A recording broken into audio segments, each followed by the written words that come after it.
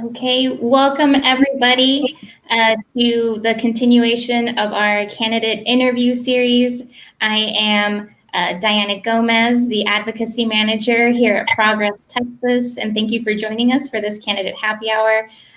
For this happy hour, we're interviewing 3 amazing candidates for the Texas State Board of Education. And here with us, we have Dr. Marsha Burnett-Webster, running for District 10, Rebecca Bell-Metereau, running for District 5, and Georgina Perez, who is running to keep her seat in District 1. How's everybody doing? Good. Hi, everybody.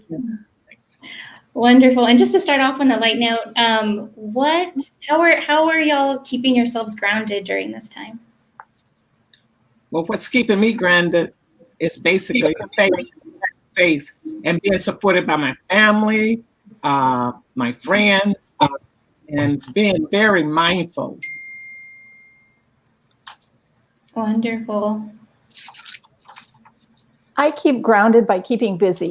It's what I've done all my life. And, whenever I get worried about things, I just say, get busy and do something that's positive that will help you accomplish something. And sometimes I'm just pulling weeds in my garden to try to, get a little exercise. But I try to keep myself occupied. And then every once in a while, just stop and breathe, and sleep. Wonderful. Like a lot of parents, I have 2 small children in elementary school at home, and so we're doing a lot of communicating with teachers, trying to do all of us do our best to make sure that the learning continues, and that takes up a great deal of time, and also working on the agendas and work that we currently have going on at the State Board of Education. This is a position where you're working all year long, every year. And so there's plenty of work to keep me busy with that. And so in between staying busy, it's the rest and mental health check-ins with family and friends is always quite helpful. But I find that there's a lot more work to do with doing everything online, and everybody's living their best Zoom life, and that takes up just about all of my time. That's wonderful. Everyone doing their best to live their best Zoom life right now. So to continue on with questions, and also want viewers to know that they can also drop in questions in the comment section as well, and if we have time, we'll be able to get to them. So each of you are running for State Board of Education seats. What has led you to this decision?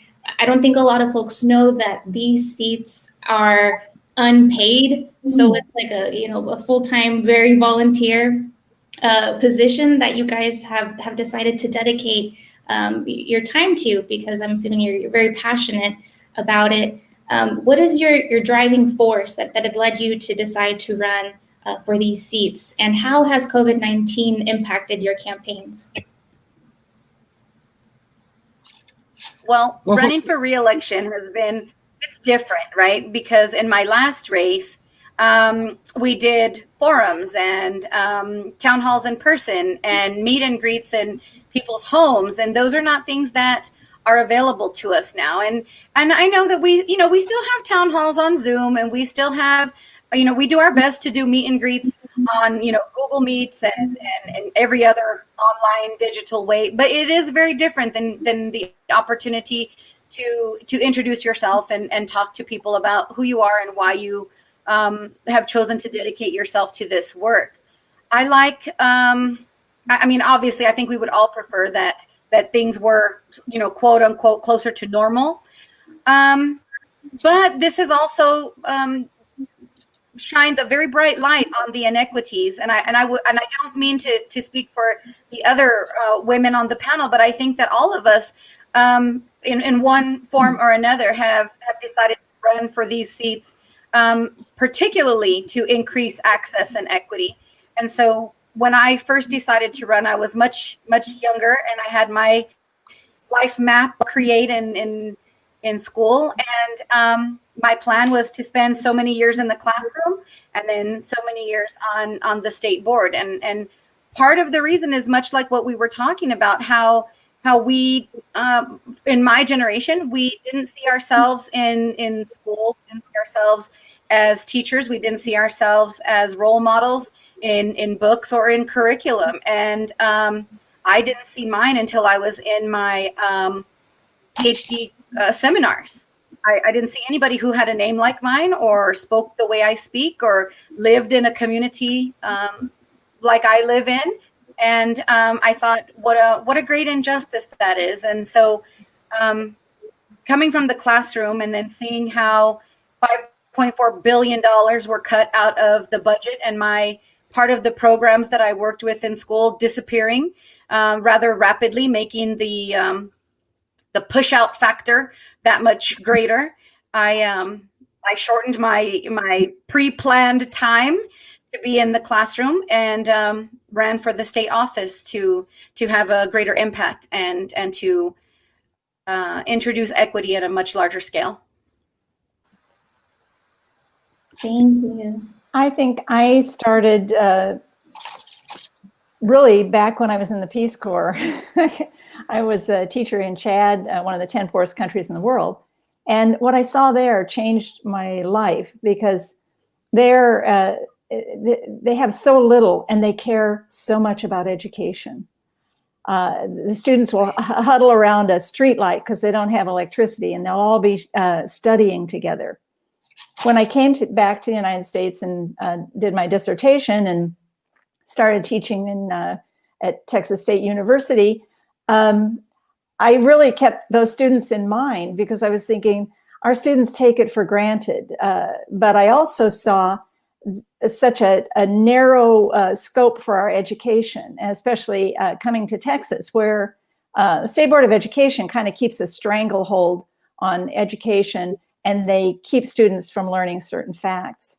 And then I was at a forum about the State Board of Education and they asked people to stand up and speak and say what they would do on the board. And I thought, well, I'm not going to run for the board, but I'll get up and say what I think should be done.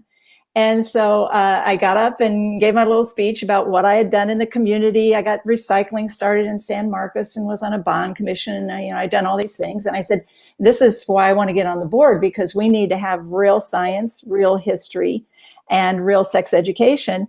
And so there was a guy at the back of the room and he said, after the meeting, he said, you have to run for State Board of Education. And I said, oh, well, I don't know.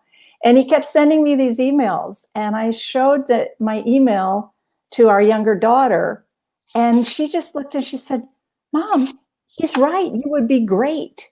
This is a perfect job for you. And so that decided me. And, in 2010, I lost by 24 percentage points. In 2012, I got it down to 8 percentage points. And then in 2016, I got it down to 3.9 percentage point loss. So this is the year when I can say pretty confidently, I'll probably win. And I am still driven by the same issues. I need to see progress in our environmental footprint, not just in Texas, but in the United States and around the world. Because I think we face an existential threat way beyond COVID. And if we don't get to work on it now and convince this huge population, this huge force in Texas to transition to renewable fuels and renewable sustainable energy, we're going to be facing the 6th mass extinction on the planet. So that's the thing that keeps me motivated. Wonderful. What about you, What Marsha? led me for this particular election was my late mother. She would always say, you need to run for office. And I'd say, well, Mom, I'm through with education. I've done that. But she encouraged me. She said, oh, yes, one day you will run. You just don't know it yet. And she also said, you have to be the change that you want to see. And she raised 9. I have nine in my family. And all of us went to college. And growing up, I just thought everybody went to college. But she said, when you get your education, it is your responsibility to go back and all the education you have, go back and make it better for the next generation. And that's what's driving me. That's my purpose. I want to make sure that next generation know that they can attend high school, make good grades, and enter on into college. And how COVID-19 impact my campaign, when COVID-19 hit, everything changed. And that means instead of going out giving face-to-face lectures of campaign speeches, we switched over to Zoom, which is technology. So I'm enjoying this, and we're still learning, and we're still reaching parents and students and teachers. And the main thing is that I want to make sure that the next generation have the opportunity to succeed. Thank you so much, Marsha. We already have folks commenting on the video. A question we're getting is, would you guys just quickly mind letting folks know what does the district look like that you're running for? What counties or what large areas do they encompass? Well, in my county, District 1 begins in El Paso.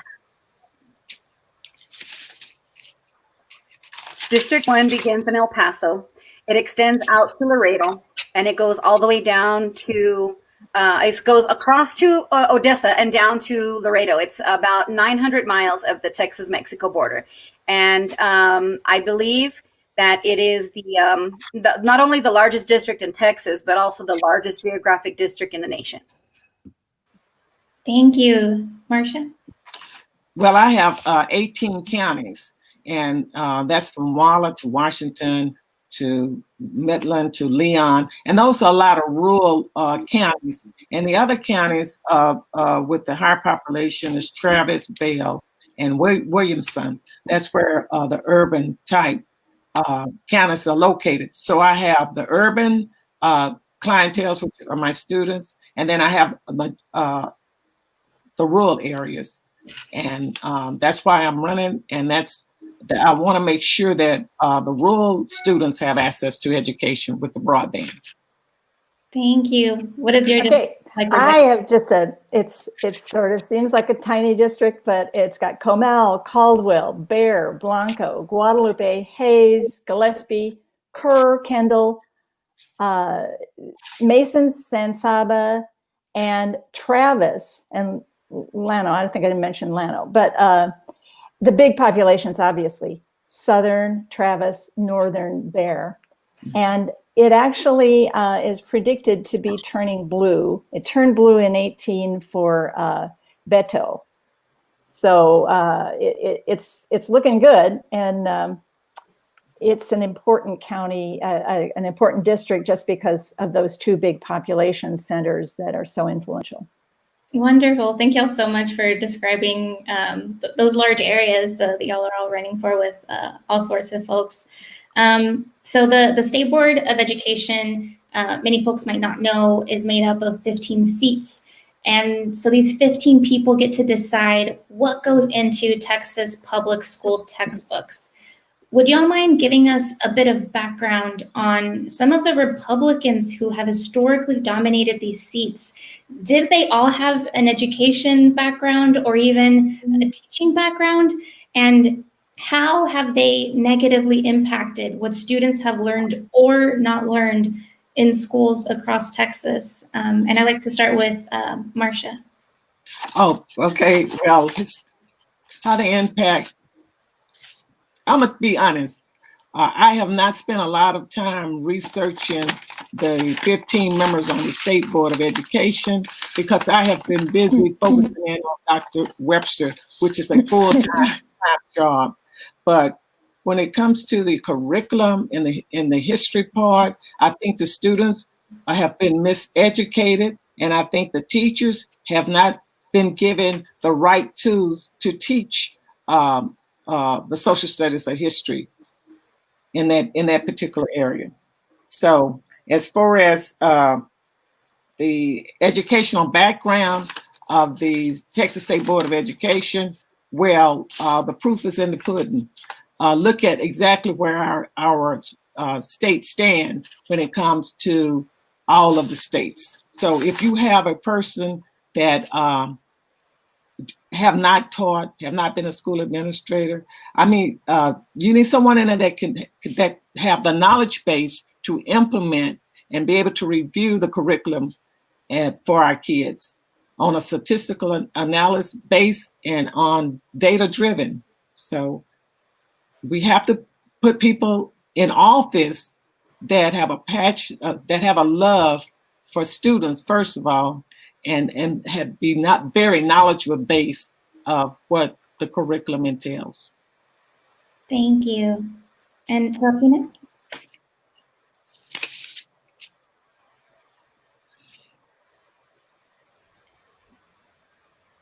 I would say perhaps in the last 4 years, it's far more centric than it was, in the 10 years prior to that.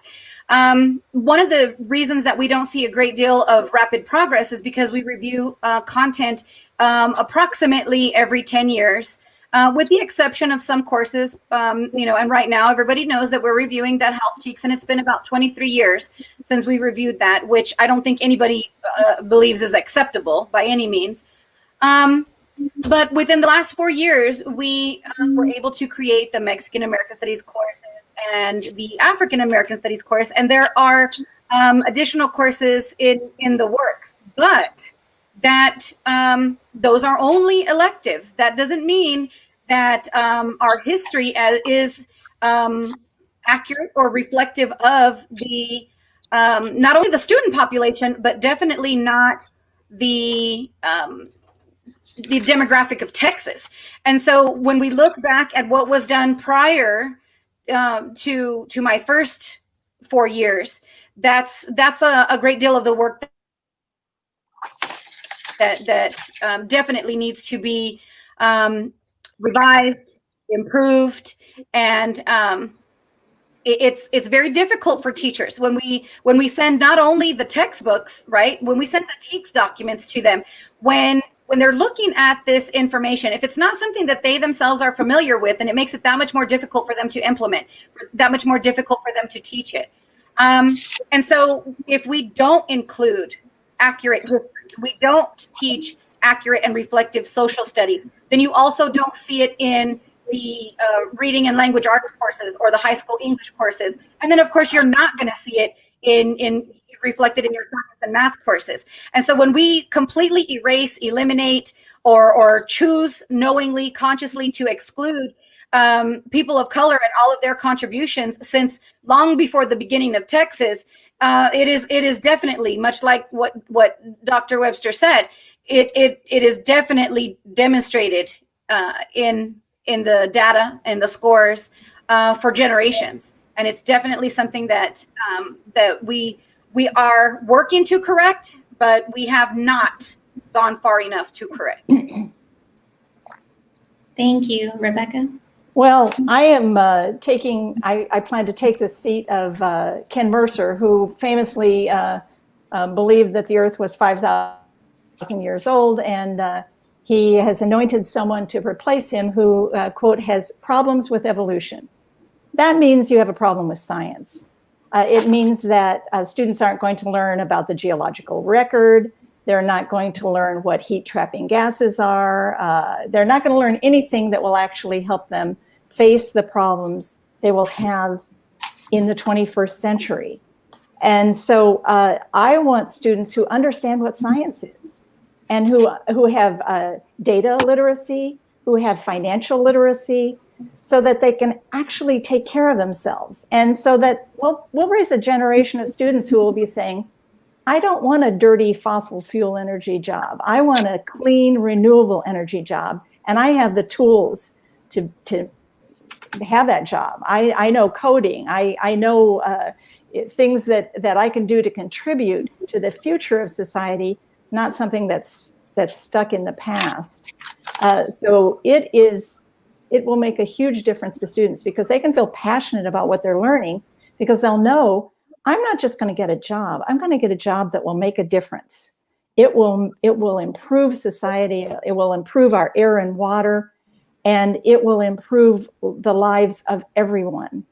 And we'll no longer have this kind of environmental racism where the people who live around the refineries have higher rates of cancer, and they're the ones that get flooded, and they're the ones that get ruined.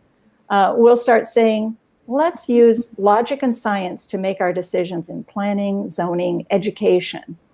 So those are the things that I think we have cheated people for a small group of people who want to make money off of our students. High stakes testing, and just really kind of keeping them in the dark and keeping them in their place. Thank you, Rebecca.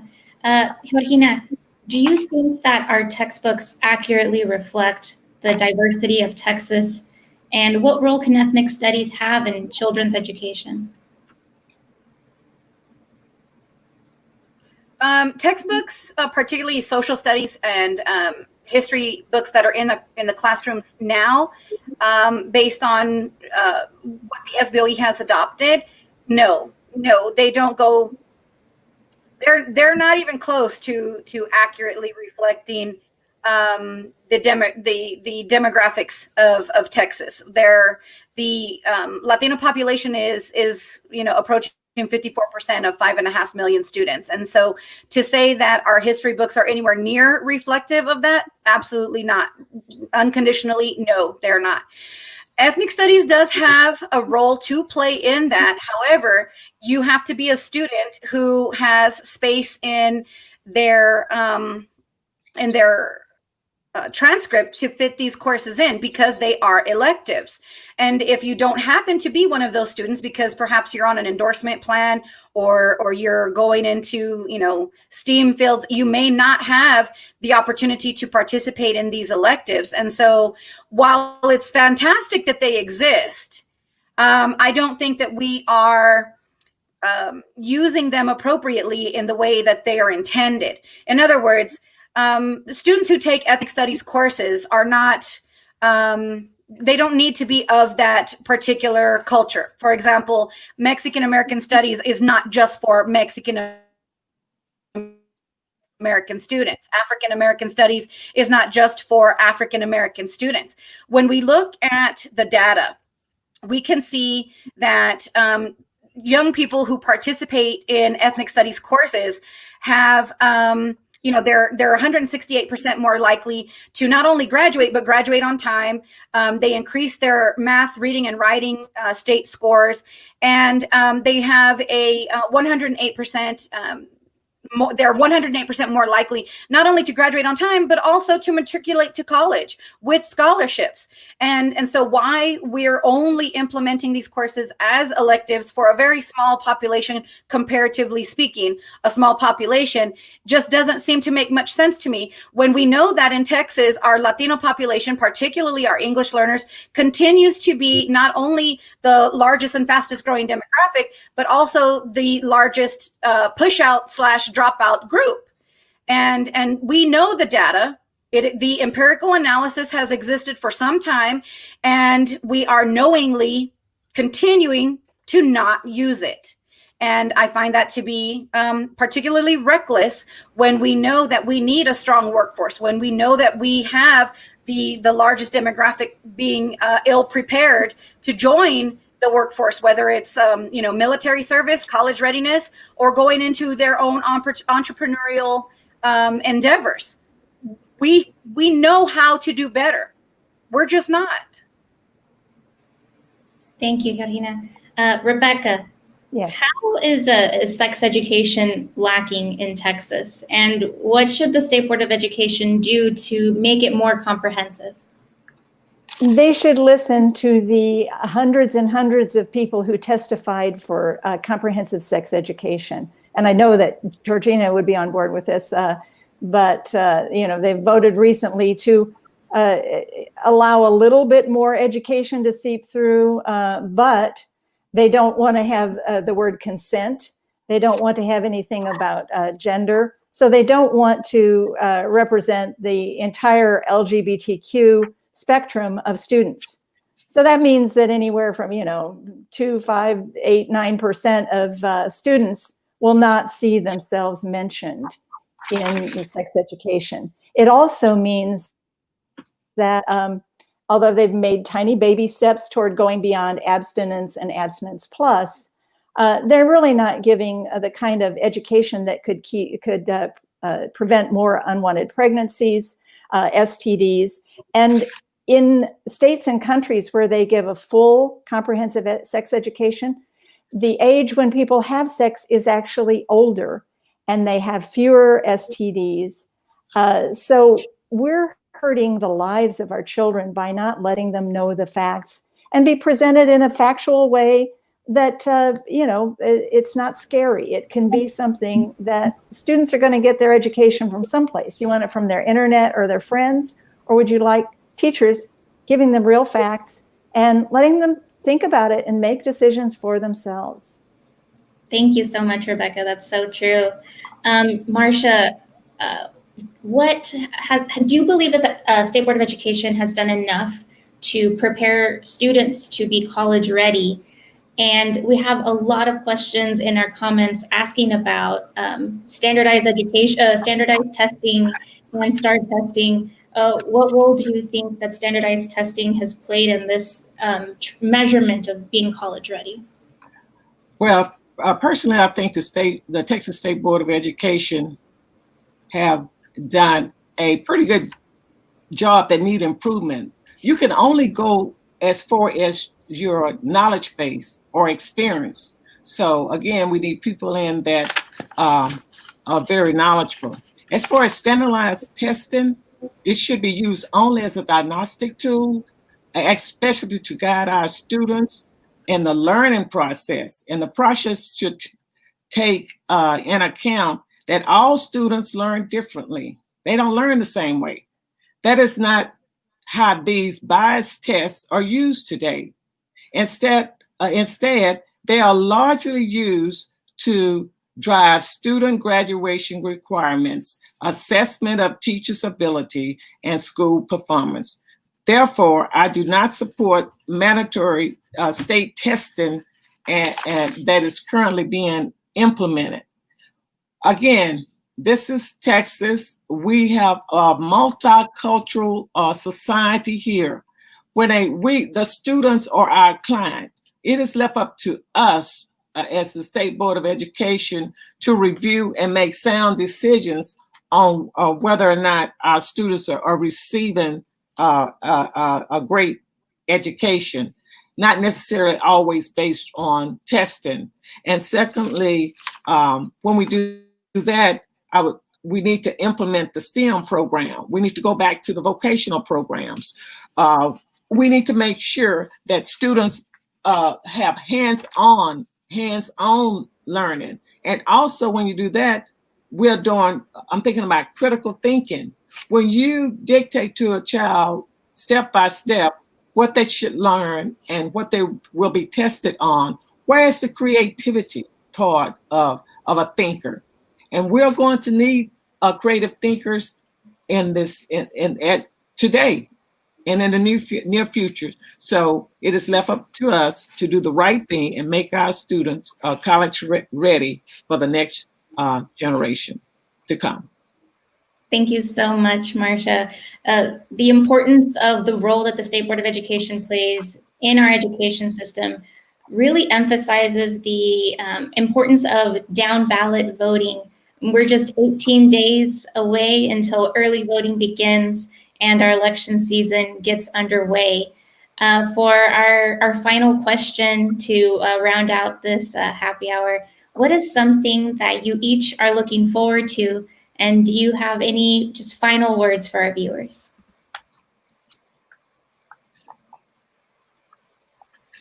Let's start with Marsha. Okay, the final word that I have to basically the next generation is fight for the things that you care about, but do it in a way that will lead others to join you. And that was a quote from the late Ruth Bader Ginsburg. And if we would just live by that, each one teach one, and we can go on to the next generation, because I want our students to have the same opportunities to be able to succeed that we have. And they're dependent on us. So we can do this. Thank you so much, Marsha. Georgina. Thank you. First, I want to say thank you for this opportunity to sit on this panel with these two highly qualified women. I'm happy to see that they are stepping up and running to represent their areas and to bring the knowledge and the passion and the caliber of experience that these two women have. I look forward to working with them. As far as this, what do I hope and how do I hope to continue serving? I continue to be grateful every day for this tremendous opportunity, for this incredible blessing that I am so fortunate to have. I absolutely love what I do, and I love the privilege of serving Texas and representing Texas students, teachers, and their families. And I humbly ask for their votes again, so I may continue this life-saving work. Thank you. Thank you so much. And Rebecca, if you could finish us off. I just want to second everything that Georgina and Marsha have said.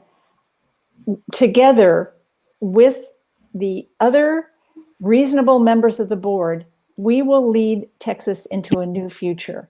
And it will be a future based on science and reason and civil discourse. It will be a future where education transforms not just our state, but our country and the world.